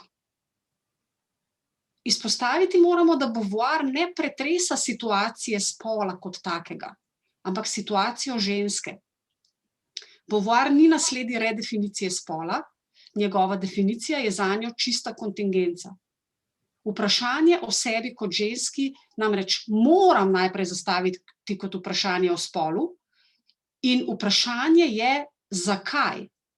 Ugotoviti moram, da sem ženska, za razliko od moškega, ki se sprašuje o sebi kot o človeku v svetu. Gre torej za asimetrijo, ki sega onstran vsakega drugega skupnega atributa žensk in ki je ne moremo preprosto reducirati na binarizem, na situacijo zatiranosti, saj razmerje med moškim in žensko določa tako antagonizem kot pajdaštvo, komplicite, kot ugotavlja Beauvoir. Rekli bi lahko, če mogoče gremo zdaj malo naprej, da gredo prizadevanja Simone de Beauvoir v smer ne redefinicije spola, ampak redefinicije človeka. Prelomna poteza Simone de Beauvoir je, da konceptualizira hkrati nasprotje med subjektom in drugim, žensko kot drugim, in to na specifičen način poveže z razliko med spoloma. Se pravi, razlika, kot je bilo danes že omenjeno, je vedno razlika med zatiralci in zatiranimi. Ampak kadar gre za žensko, je to vedno spolna razlika, iz katere izhaja vse ostalo. Gre tukaj za neko situacijo ambivalentnosti. Hkrati preveč spol in pravzaprav odsotna kot človek. In zaradi tega asimetričnega statusa je ženska zunaj ločnice subjekt drugi kot nekega preprostega binarizma. In je tudi onstran nekega kartezijanskega dualizma telesa in duha. To so oporekali med drugim tudi Judith Butler, Simone de Beauvoir. O ženski in o tem, kaj ženska hoče, se je za razliko od mnogih drugih spraševal Freud, ker je ugotovil, da človek ni človek nasploh, ker konstitucije človekove subjektivitete, jaza, njegove seksualnosti ni mogel razumeti, ne da bi pripoznal drugačen razvoj deklice in posebno žensko seksualnost. In drugič je ugotovil, da človek, torej njegova subjektiviteta oziroma konstitucija jaza, ni nekaj, kar bi povsem sovpadlo samim sabo. Človek ni identičen samemu sebi. In kot naprej razvija Lacan, ne more se z nečim identificirati, ne da bi se hkrati sebi odtujil. Skratka, subjektivira se lahko le v razliki, ne v identičnosti. Zato je ob pojmu identitet, spolnih identitet, nujno raziskovati pojem razlike in spolne razlike. In tu nam konceptualno orodje ponuja psihoanaliza, vendar ne brez feministične kritike in vpogledov. In tukaj, mogoče da zaključim, sledi seveda veliko vprašanj, ali lahko par totaliteto moškega in ženske, kot jo pojmuje Simone de Beauvoir tudi, preprosto zavrnemo kot prisilno heteroseksualno matrico, zato ker se ne moremo ali pa se nočemo identificirati s prisilo in zatiranjem, ki jo prinaša. Ali jo lahko kar zavrnemo. Ali je legitimizacija različnih spolnih praks in usmeritev vprašanje v drugem polju kot vprašanje spolne razlike. In ali so med obojim produktivna stičišča, kot je omenjala Metka, solidarnost, podpora. Ali je morda boljša kakšna druga pot kot pluralizem spolnih identitet ali pa ob pluralizmu spolnih identitet. V teorijo izjavljanja, kot je bilo danes tudi že omenjeno. Ali, da zaključim, s prezrtjem odkriti psihoanalize in spolne razlike skozi feminizem, če jo gledamo skozi feminizem, ne tvegamo, da postavljamo eno identiteto proti drugi, ali pa da celotno človekovo subjektivnost zvedemo pod spol nasploh. Hvala toliko za enkrat. Najlepša hvala, Polona. Zato konceptualno razgrinitev pravzaprav celega niza problemov, ki so pred nami in ki se vse prehitro nekako trpajo v isti koš in nekako kot da je samoumevno, da je problem spola, hkrati tudi že problem seksualnosti in tako naprej. Vedno znova opozarjamo, da gre za zelo kompleksne probleme, ki jih je treba raziskovati v njihovi kompleksnosti in medsebojni ločenosti, poleg te samoumevne povezanosti in a priornega prepričanja, da se preprosto prekrivajo, in da tudi pravzaprav že vsi vemo, o čem govorimo.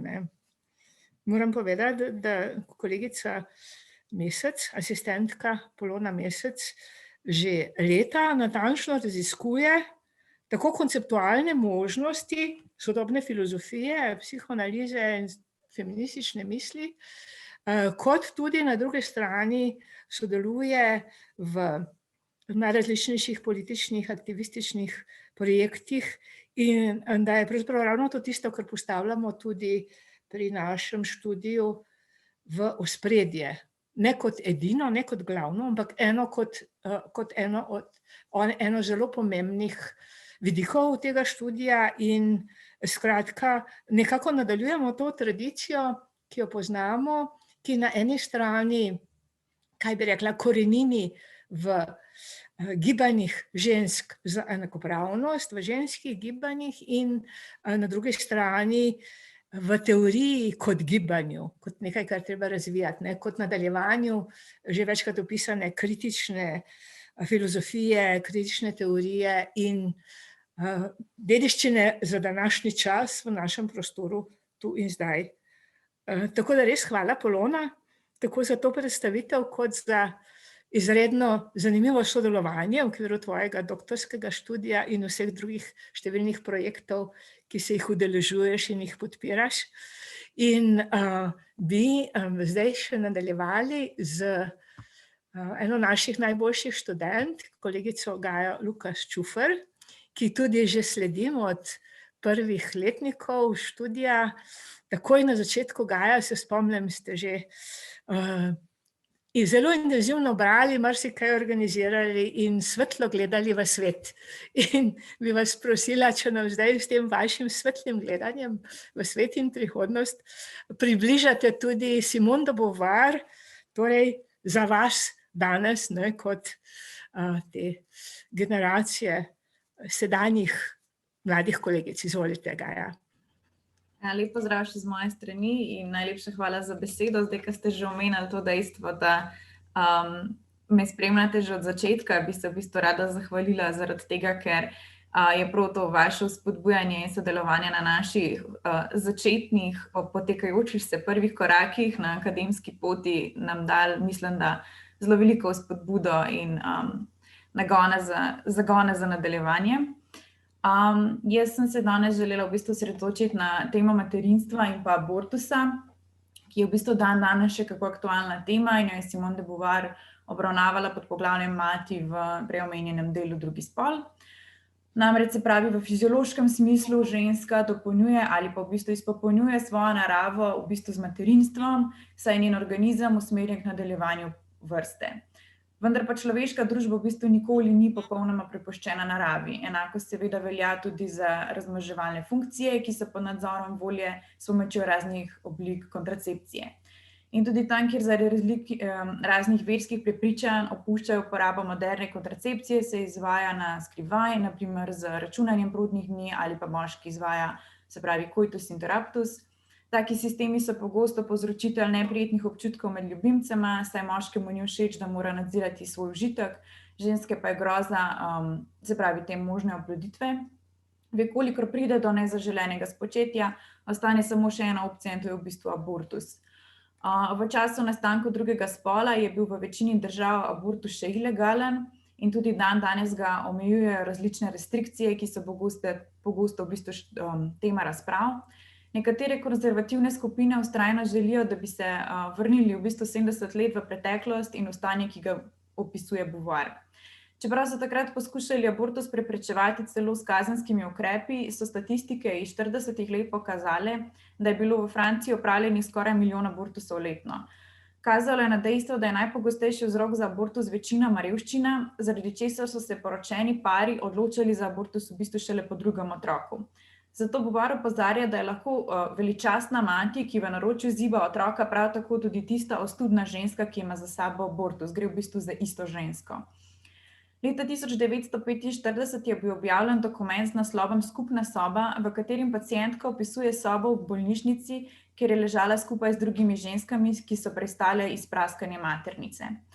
15 od 18 je splavilo, pri več kot polovici je bilo to namerno izzvano. Številka 9 je bila žena nosača na tržnici, v 2 zakonih je rodila 10 živih otrok, od katerih so ostali samo še 3. In 7-krat je splavila, 5-krat je bilo to umetno izzvano. Najraje je uporabljala tehniko kovinske igle, ki jo je ustrežljivo pojasnjevala, in tudi tablete, katerih imena je naštevala svojim tovarišicam. Številka 16, 16-letno poročeno dekle, je imela nekaj zvez in trpela za vnetjem jajčnika kot posledico abortusa. Številka 14 je v 5 letih rodila 5 otrok, pri 40 letih je bila videti starka.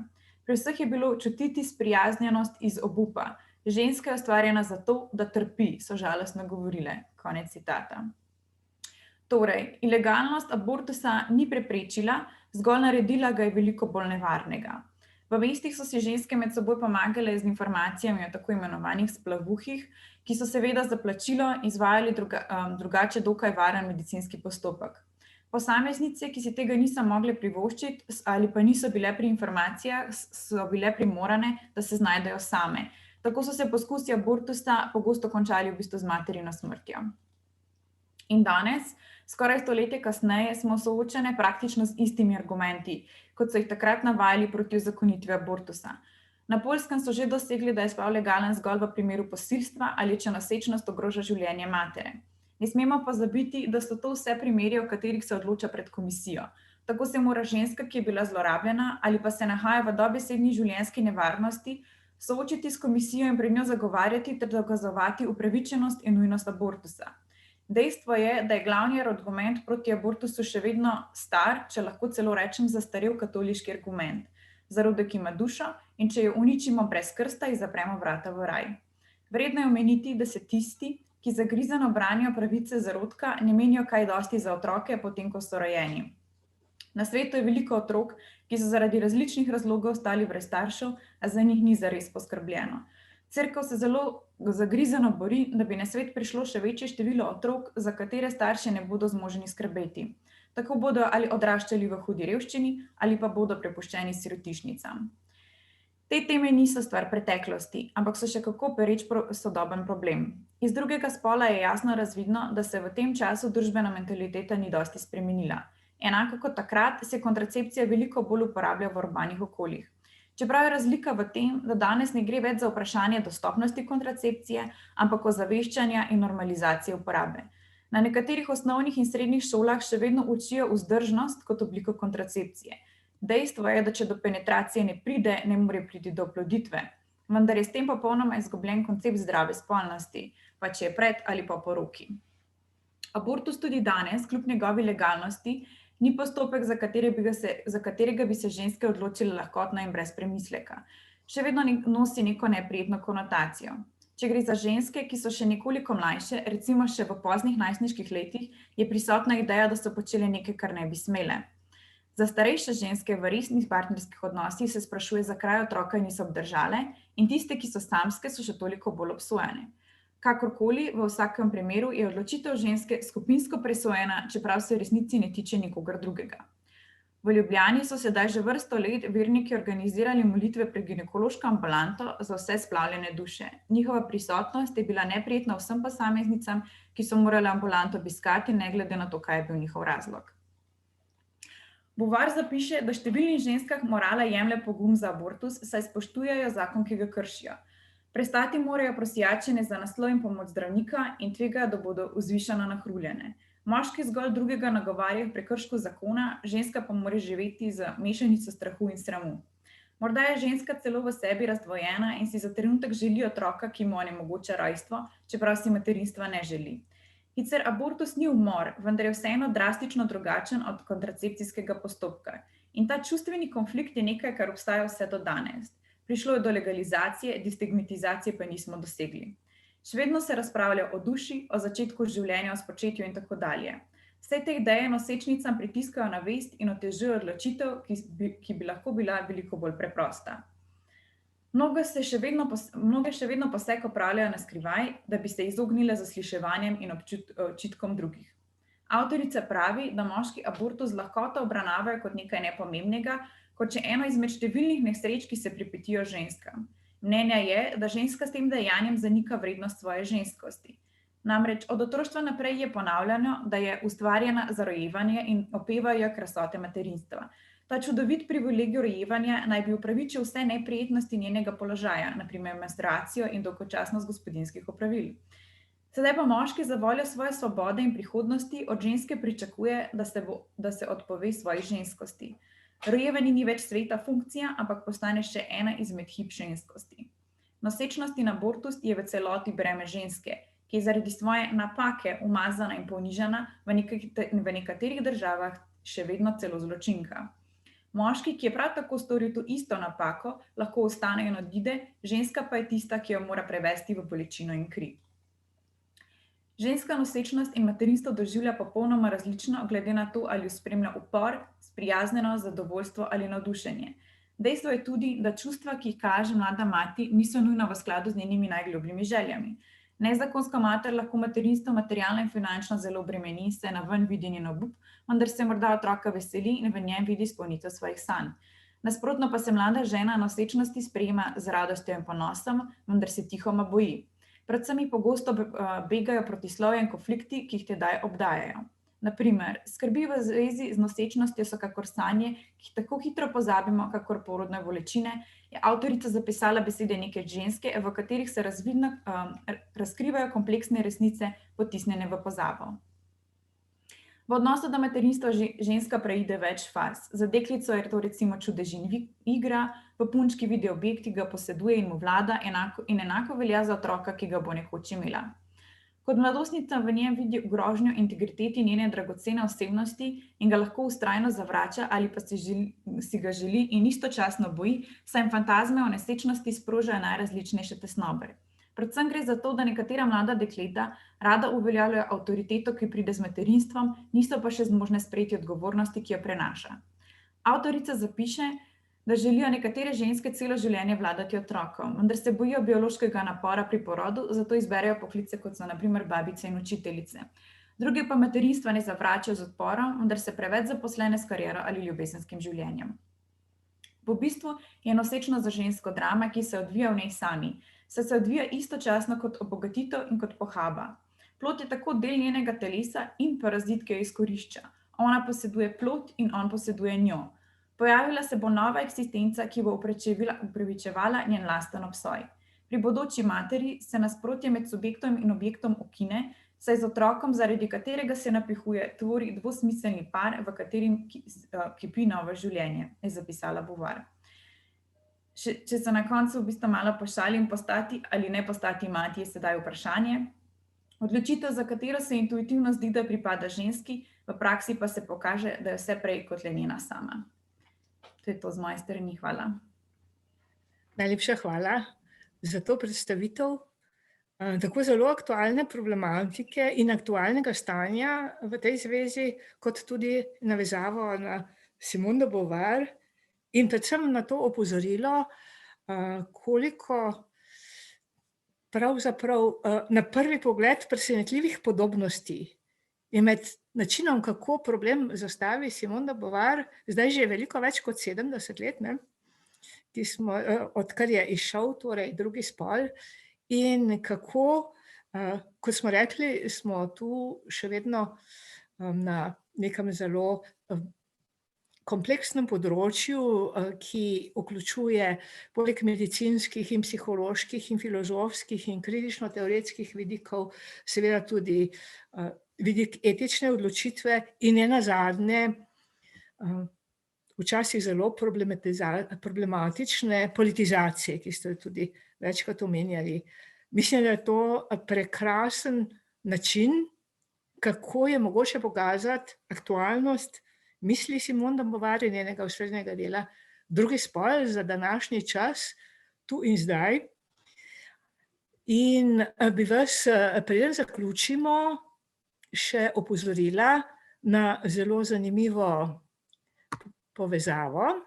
Tule sem jo že zapisala in sem vam jo zdaj poslala v chatu.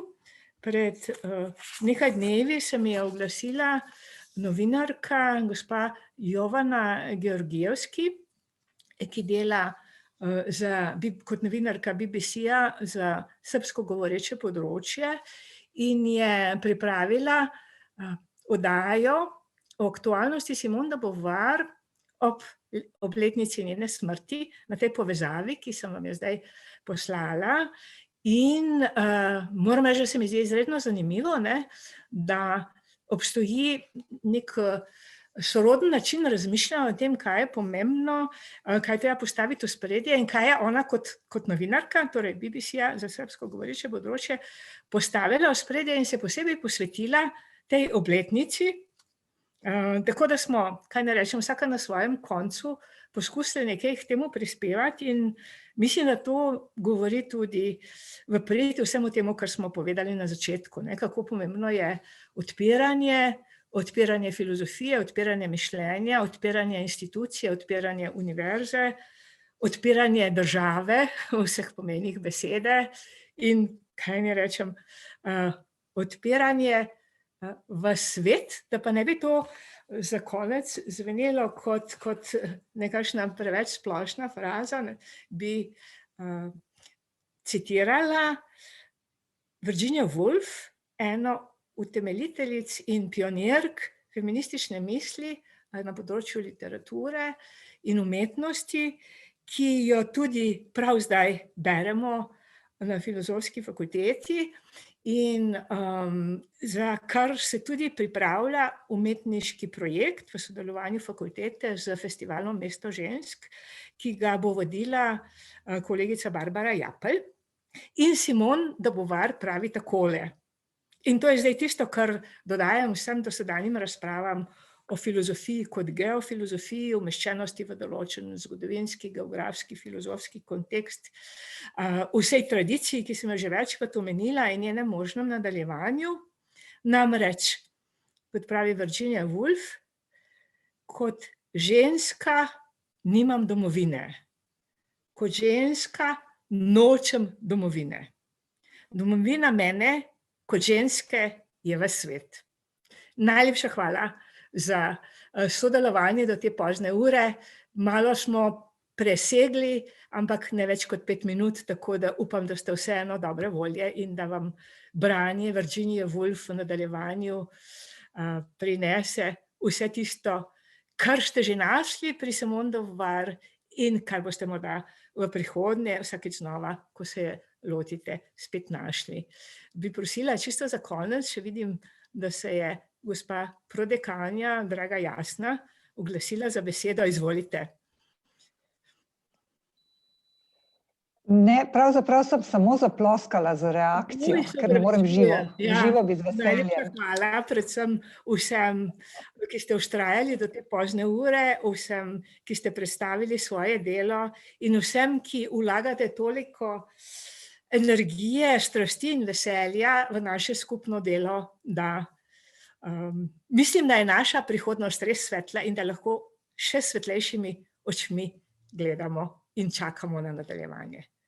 Prisrčna hvala res vsem in nadaljujemo najprej v juniju v Dubrovniku in potem seveda v prvi naslednji priliki, ko bomo lahko ponovno brali Simone de Beauvoir.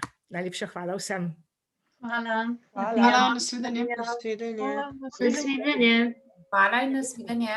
Nasvidenje.